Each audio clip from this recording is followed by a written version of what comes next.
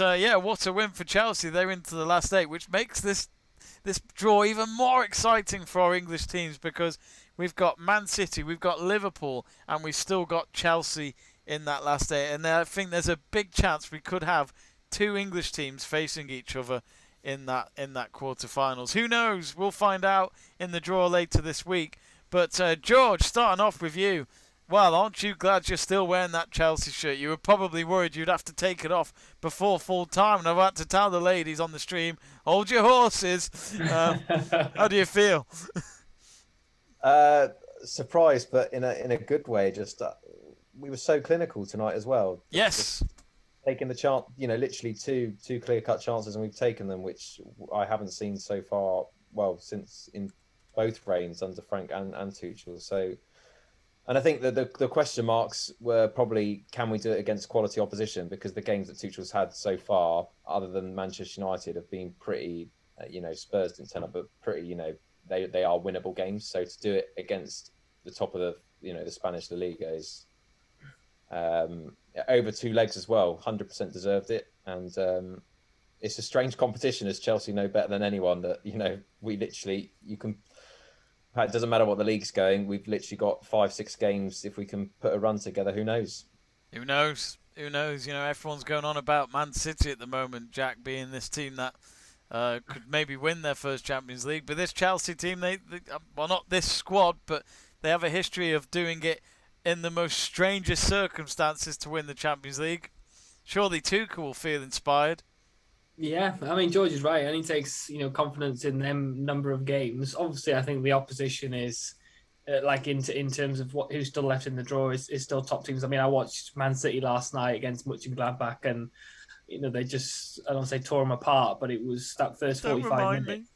Yeah, I know. I'm sorry, Jamie, but they were absolutely clinical. And I watch quite a lot of Man City games, obviously having somebody in the family, and they are poor in some games, and that. But when they turn it on, it's just, they are absolutely clinical. So, Bayern Munich ago, we saw them last season when we played them in the Champions League, and we got absolutely annihilated by them. I know it was sort of different, and what we were playing and confidence and whatever, but Bayern Munich is still a strong team. So I think it'll be interesting to see who we've got in the draw, because it's the quarter and the semi-finals on Friday that they're drawing out. Is it? So, Okay. Yeah, so that'll be interesting to see who, what happens if you get through the quarters, who you're looking to get in the semi-final as well. So it'll be interesting. But I have to say I'm very disappointed in Atletico Madrid's performance. I just thought that they would give us more over the two legs.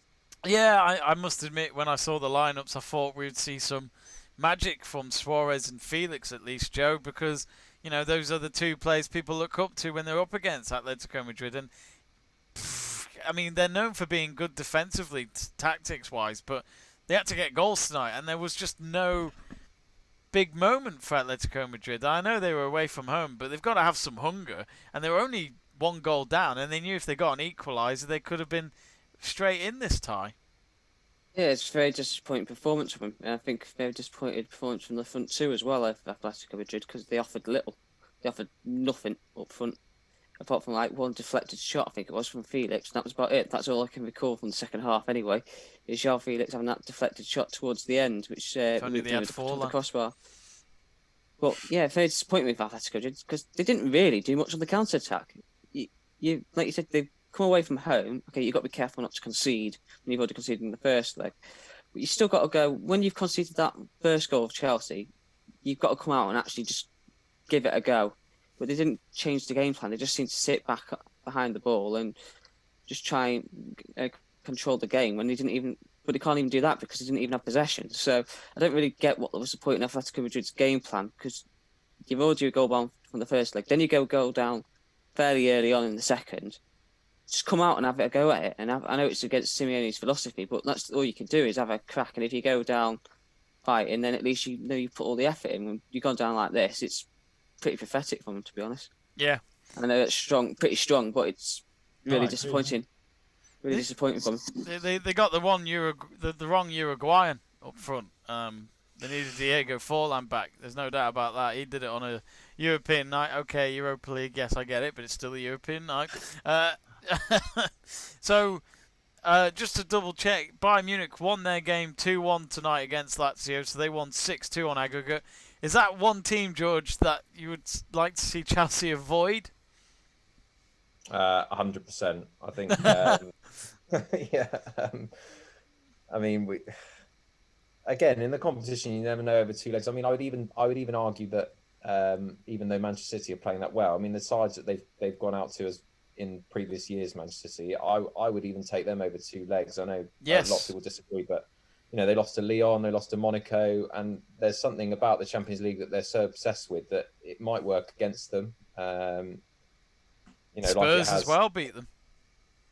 Yeah, same with Liverpool. I'd probably take Liverpool just because of the current form they're in. I'd probably take them in the draw, but I think Munich is one where you probably want to avoid to the very end, and we'd probably have more of a chance against a side like that in a one-off game rather than two. But I mean, yeah, out of all the sides left, you probably have to say someone like a Porto would probably be the best. Everyone's been saying Porto this week. Everyone I've been speaking to, and I'm thinking, hang on, sorry, you all can't have them. But who knows? Porto might do a 2004 and win the tournament. Joe, was your Liverpool ears burning there when George mentioned Liverpool? Because, I mean, who do you like to face? Because you've got PSG, you've got Bayern, you've got Man City. Those are three teams that I wouldn't want to go against right now. You're saying Porto, are you, Joe? Yeah. There's no easy teams in Champions League, but we have a solid record against Porto in Europe. So you've got to say they're probably with all due respect to them, they are the easiest team left out the lot, really. So yeah, you want to avoid. Well, I would like to see City draw PSG because that's the tie that I want to see. Yeah. I wouldn't want to see it as a final, or semi. No, that'd be two plastic clubs in a final. No, you don't want that. Yeah. So, maybe the quarters, take one of the teams out of the equation, then maybe a Bayern Chelsea, something like that, as another semi. Great, yeah. And they did play Bayern last season. Chelsea did. We got done. We'll have Porto. Dortmund can have Madrid. And then we'll go and play Dortmund in the semi. And then, Istanbul, so that's my plan. If I was in charge of the draw, that's how I would do it. Actually, that would be interesting, Jack, because if they did get Dortmund Chelsea, that's Tuchel up against his old club. Would you take that? I would, from what I've seen of Dortmund. I think, to be honest, as long as we don't draw Bayern Munich, or I still feel Man City, because, I do watch. So you can get into fights with your dad. Yeah, that could be a bit of a scrap. There could be a lot of swearing going on. I remember the bloodstains from last time. Horrible. Yeah. And then I tasted it and it was ketchup. Really weird. I think, as long as we don't draw Bayern Munich or Man City, I think I would sort of be happy with the opportunity that we could progress, because like I said before, when we drew the tie for this round, I was a bit concerned, obviously Atletico Madrid, in the form that we were in, but like I said, I think we thoroughly deserved to go through with the two legs and how we played, and I actually think we played really well tonight. So I think as long as we don't get Bayern Munich or Man City, I think we'll be relatively happy. But yeah, I can just see it's normally our luck that we get the best team in the draw. We usually fight against. We'll see.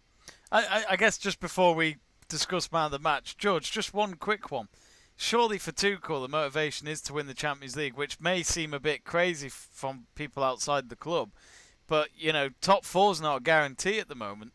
There's a big contest there. I think Chelsea will still get top four, but when there's still a few teams going for it as well as them, and West Ham and Everton and Liverpool and Spurs, it just shows how hard it can be, because I think you've already got two teams along with City getting top four, and that's Leicester and Man United.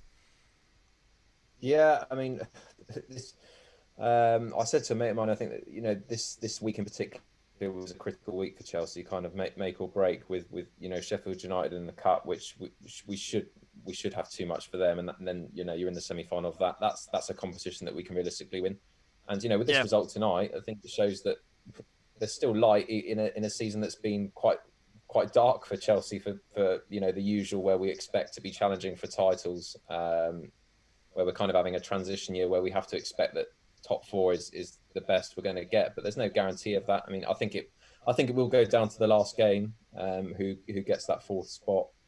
But I just think that, I mean, even though it was a terrible game against Leeds, it actually ended up being a point gained because Everton and West Ham both slipped up. So Now you can thank us for the West Ham. You're welcome.